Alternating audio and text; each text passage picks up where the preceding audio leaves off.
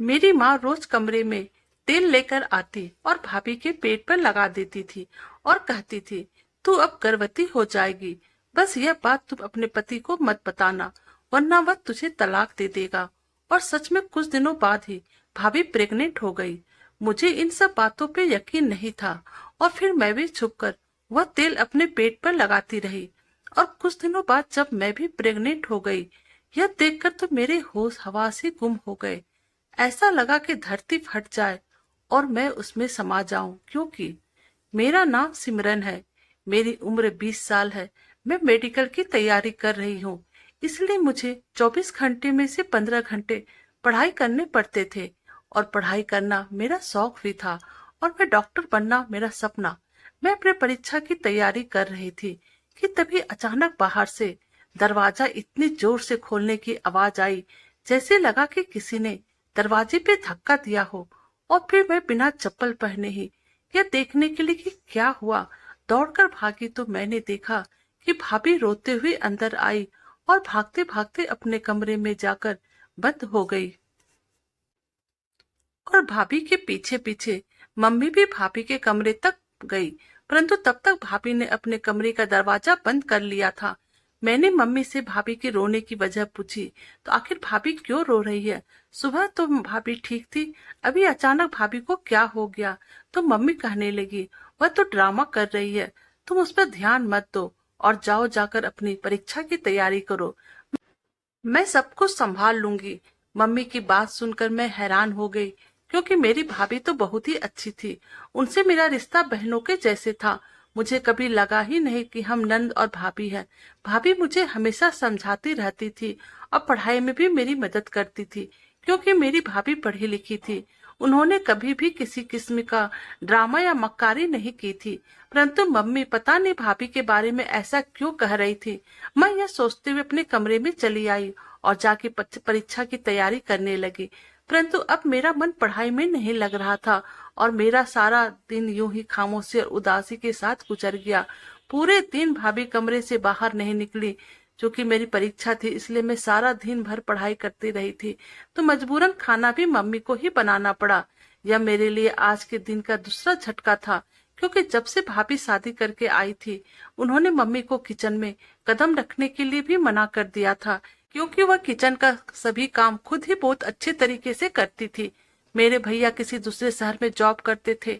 वह हर 2 महीने पर एक सप्ताह की छुट्टी लेकर घर आते थे, और जब भैया आने वाले होते तो भाभी उनकी पसंद का खाना बनाती और बहुत ही अच्छे से तैयार होकर भैया का इंतजार करते रहती। लेकिन आज ऐसा कुछ भी नहीं हुआ था। भैया कल आने वाले थे और आज घर में यह सब हो रहा था। मुझे समझ में नहीं आ रहा था आखिर हो क्या रहा है। इन सब बातों ने मुझे बहुत ही परेशान कर दिया था। मम्मी ने मुझे सख्त तौर पे मना किया था कि भैया को आने पर उन्हें कुछ भी ना बताऊं। रात हो गई, भाभी अपने कमरे से बाहर ही नहीं निकली, तो उन्होंने खाना खाया और ना ही पानी पिया। मैं तो चुपचाप अपने कमरे में आकर पढ़ाई करते करते कब सो गई पता ही नहीं चला। फिर सुबह हो गई। दूसरे दिन भी ऐसा ही चल रहा था। भाभी ने खुद को कमरे से नहीं निकाला था और आज भी खाना मम्मी ने खुद ही बनाया। रात को जब भाई घर पे आए, डाइनिंग टेबल पर भाभी को नहीं देखा, तो भाई ने मम्मी से भाभी के बारे में पूछा, तो मम्मी ने बहाना बना दिया कि उसकी तबीयत ठीक नहीं है।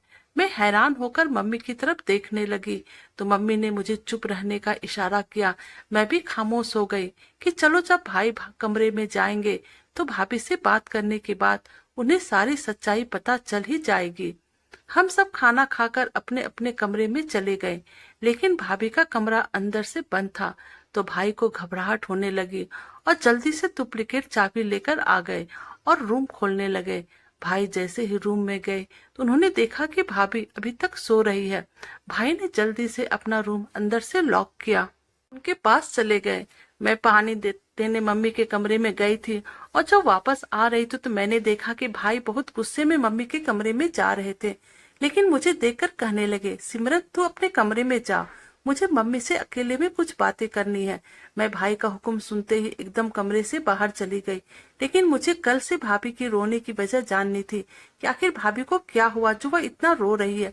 इसलिए मैं दरवाजे के पीछे छुपकर उनकी बातें सुनने लगी।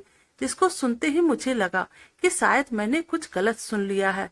भाई मम्मी से कह रहे थे कि मम्मी आप ऐसा कैसे कर सकती है, और मम्मी भाई से कह रही थी कि मुझे पोता का मुख देखना है, उसी के लिए मैं सब कर रही हूँ। लेकिन अगर तुम्हें नहीं पसंद है तो मैं आगे से कुछ भी नहीं करूंगी। लेकिन बेटा देखो, मैं तेरे आगे हाथ जोड़ती हूँ, तुम लोग यह घर छोड़कर नहीं जाओगे। तुम्हारे पापा तो पहले ही छोड़कर चले गए हैं और अब तुम लोग को देखकर ही मैं जिंदा हूँ। अगर तुम भी मेरे साथ ऐसा करोगे तो मैं जिंदा रहकर क्या करूंगी।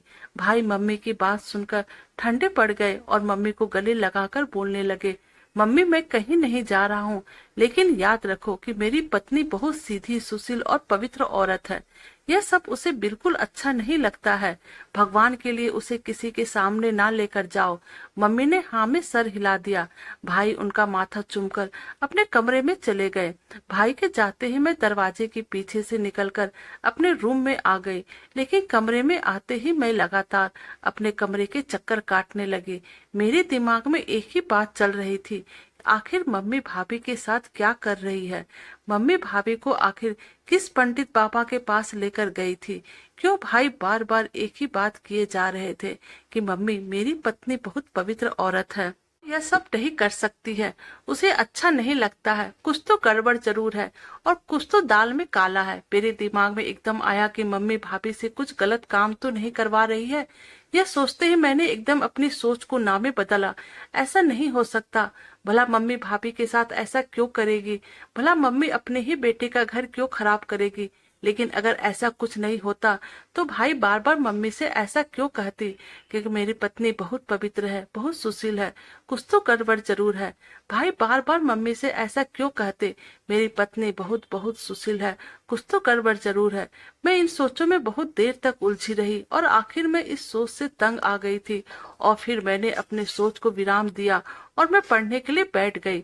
पूरे 10 दिन भाई ने हम लोगों के साथ गुजारे, फिर जॉब के लिए दूसरे शहर चले गए। दिन यूं ही गुजरने लगा, लेकिन अब सब पहले की तरह ही होने लगा। अब भाभी भी नॉर्मल लग रही थी। उस दिन भाई के जाने वाली धमकी से मम्मी भाभी को किसी पंडित बाबा के पास भी लेकर नहीं गई, इसलिए भाभी बहुत ही खुश हुई और फिर भाभी मुझसे भी बातें करने लगी।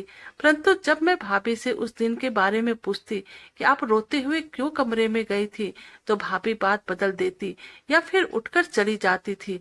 मुझे उनके व्यवहार से बहुत हैरत होती, आखिर भाभी इस तरह का घबराकर क्यों चली जाती है और मुझे कुछ क्यों नहीं बता रही है।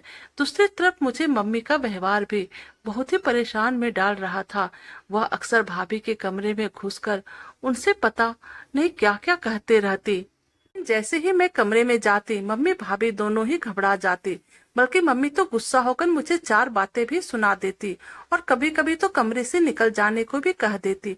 मैं बहुत ज्यादा परेशान थी, हैरत भी थी, आखिर कौन सी बात चल रही है मम्मी और भाभी के बीच। मम्मी अपना व्यवहार ऐसा क्यों कर रही है, जैसे कि वह कोई राज छुपा रही हो। कुछ तो था ऐसा जो गलत था, कुछ तो ऐसा था जो मम्मी हम सबसे छुपाकर भाभी से करवा रही थी, लेकिन वह आखिर ऐसे कौन सा रास्ता था। मुझे अक्सर यह सारे सवाल बहुत ज्यादा परेशान करते थे। मैं नहीं चाहती थी कि मेरी मासूम सी भाभी के साथ कुछ गलत हो, लेकिन मुझे सच्चाई का पता नहीं था। मैं ऐसे किसी पर भी इल्जाम नहीं लगा सकती थी। मजबूरन होकर मुझे खामोश रहना ही सही लगा और मैं भी खामोश होकर वक्त का इंतजार करने लगी। घर का माहौल बहुत ज्यादा गंभीर रहने लगा था। भाभी घर का काम करके चुपके से कमरे में जाकर बंद हो जाती थी। भाभी ने अब मेरे पास बैठना भी बंद कर दिया था और उसकी वजह यही था, वो जब भी मेरे पास बैठती तो मैं उनसे सवाल करने लग जाती, इसलिए उन्होंने मुझे टालना शुरू कर दिया था। जबकि मम्मी तो गुस्से से घुरती ही रहती थी, जैसे उनका कोई मकसद पूरा ना हो रहा हो। मैं बहुत बेसब्री से भाई का आने का इंतजार करने लगी। मैंने 2-3 बार भाई को कॉल करके कहा भी कि भाई इस बार प्लीज जल्दी घर आ जाओ, मुझे आपसे बहुत ज्यादा इम्पोर्टेंट बातें करनी है। लेकिन भाई ने कहा, बेटा मैं तुम्हारे बुलाने पर एकदम घर आ जाता, लेकिन इस बार कंपनी की सारी जिम्मेदारी मेरे ऊपर है और कंपनी का कुछ एम्प्लॉयज छुट्टी पर चले गए हैं, इसलिए मैं चाहकर भी नहीं आ सकता। बेटा बस कुछ दिनों की बात है, फिर मैं आता हूँ, फिर हम बैठकर आराम से बातें करेंगे। भाई की मजबूरी को देखते हुए मुझे चुपचाप रहना पड़ा। मैं चुपचाप भाई के आने का इंतजार करने लगी। एक दिन मम्मी की दोस्त सोमिया आंटी मिठाई का डब्बा हाथ में लिए घर आई। मम्मी से मिलकर उन्होंने मम्मी की आंखों ही आंखों में कुछ इशारा करने लगी।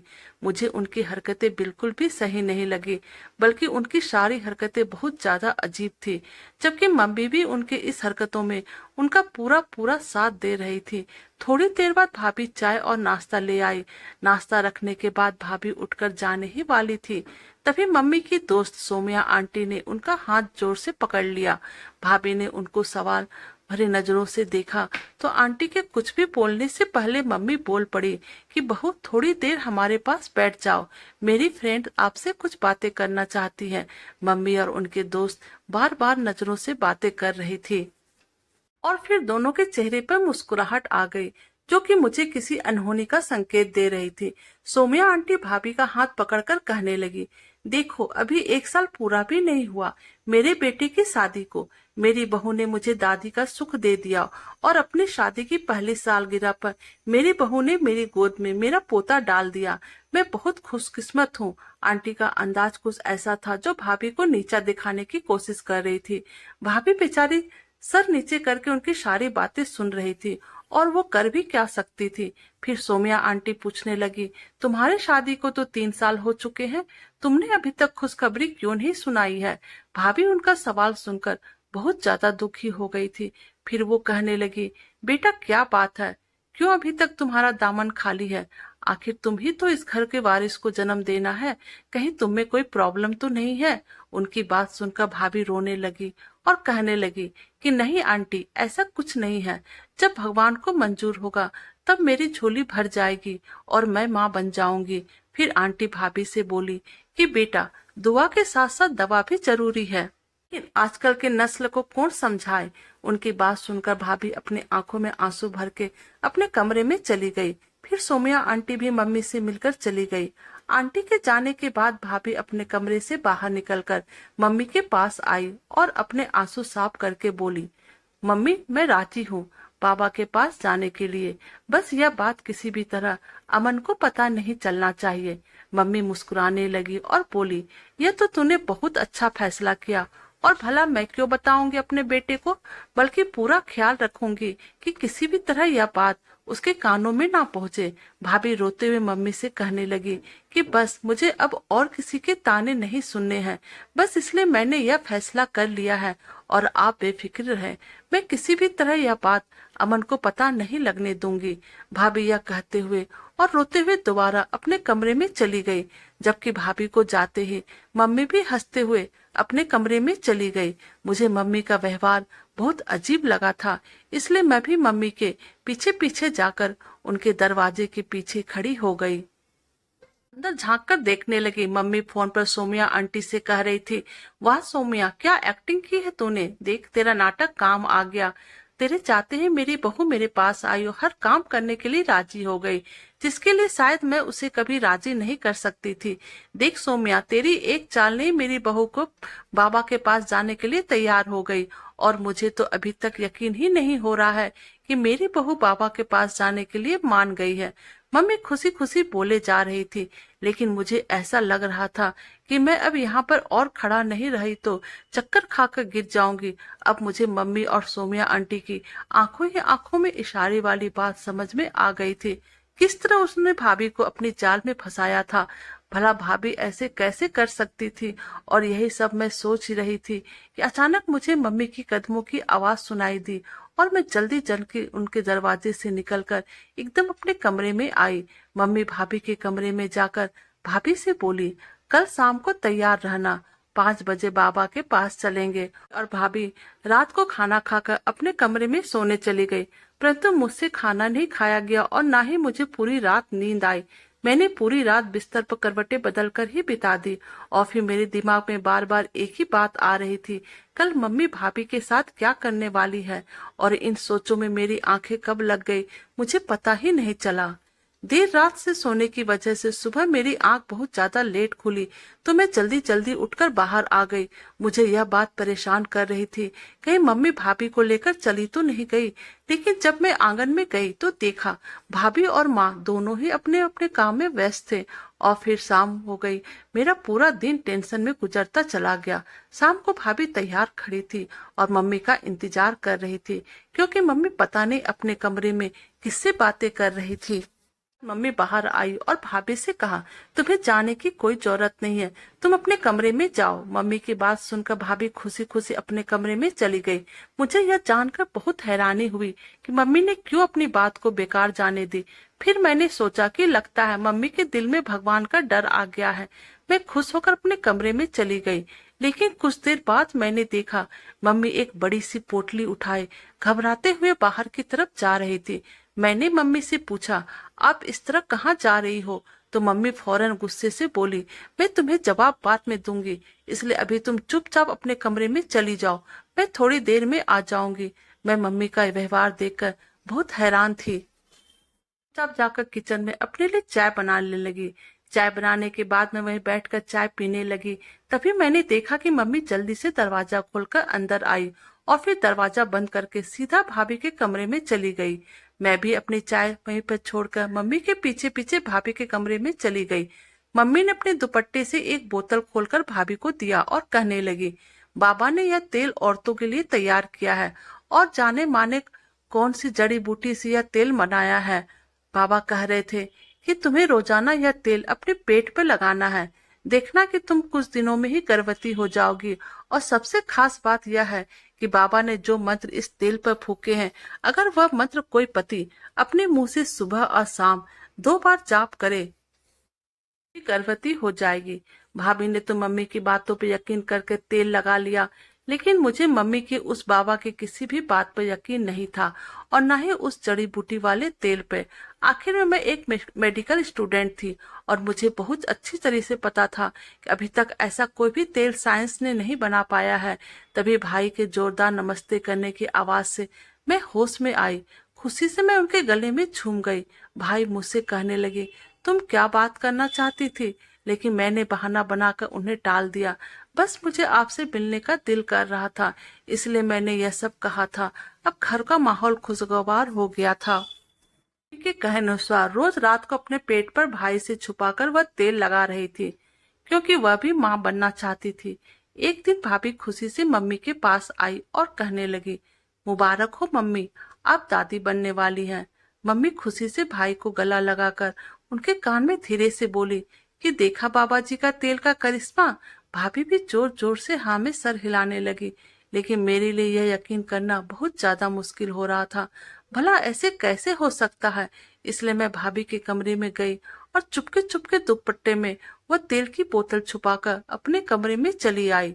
मैंने मम्मी और भाभी तेल इस्तेमाल करना शुरू कर दिया, लेकिन मेरे साथ भी कुछ ऐसा ही हुआ, जिससे कि आश्चर्य से मारे मेरी आंखें बाहर आ गई। मुझे ऐसा लगा जैसे मेरे सर पे आसमान गिर गया हो, जैसे मुझे अपने पैरों पे खड़ा रहना मुश्किल हो चुका था, क्योंकि मैं सच में प्रेग्नेंट हो चुकी थी। मैं यकीन नहीं कर पा रही थी कि सिर्फ एक तेल की वजह से यह कैसे मुमकिन था। इसलिए अगले दिन ही मैं यूनिवर्सिटी जाते समय वह तेल का बोतल भी अपने साथ ले गई और यूनिवर्सिटी पहुंचते ही मैं वह तेल सीधा लेबोरेटरी ले गई और फिर वहां 4-5 एक्सपेरिमेंट टीचर के निगरानी में मैंने उस तेल का टेस्ट करवाया। सामने आया, उसने मुझे हैरान कर दिया। मैं अपने सोचने समझने की शक्ति भूल चुकी थी। मैं बस हैरत से उस तेल को देखे जा रही थी। मैं जल्दी से वह तेल लेकर अपने घर आ गई। मेरा नाम नेहा है, मैं एमबीबीएस पढ़ रही थी। हम 2 भाई बहन हैं। मेरे पिताजी 6 साल पहले इस दुनिया से चल बसे थे। मेरे भाई की शादी मेरे पापा के दोस्त की बेटी से हुई थी। गर्भवती होने के बाद जब मैं तेल टेस्ट करवाने के लिए लेबोरेटरी पहुंची, तो मुझे मालूम हुआ कि वह तो नॉर्मल तेल है, जड़ी बूटी या कोई दवाई शामिल नहीं है। इस बात ने मुझे हैरान कर दिया। इसीलिए मैं सीधे यूनिवर्सिटी से बाहर निकलकर अस्पताल आई और सीधा अपना टेस्ट करवाया। टेस्ट की रिपोर्ट पढ़ने पे डॉक्टर मुझसे कहने लगे कि फूड पॉइजनिंग की वजह से आपको लगातार उल्टी आ रही है, यह सुनकर मैं अंदर ही अंदर बहुत ज्यादा शर्मिंदगी हो गई। एक पढ़ी लिखी लड़की होने के बावजूद भी मैं इन बातों पे कैसे यकीन कर सकती थी। मैं घर आ गई और आते भाई के सामने मम्मी और भाभी को बुलाकर इस तेल की सच्चाई बताई। लेकिन मम्मी तो यह सच सुनते ही सदमे में चली गई, जबकि भाभी रोते हुए कहने लगी, मुझे तो पहले दिन से ही बाबा कोई फरेबी लगता था। जब मैं पहली बार उनके पास गई थी तो वह कभी मेरा हाथ पकड़ता तो कभी मेरे कंधे पर अपना बाजू रख देता। मम्मी को यह सब पता है कि नहीं क्या? मम्मी का भरोसा बाबा पर से टूट चुका था। मम्मी रोते हुए कहने लगी, मैं तो अपना पोता देखने की चाह में इतनी अंधी हो गई थी कि उस फरेबी को पहचान नहीं सकी।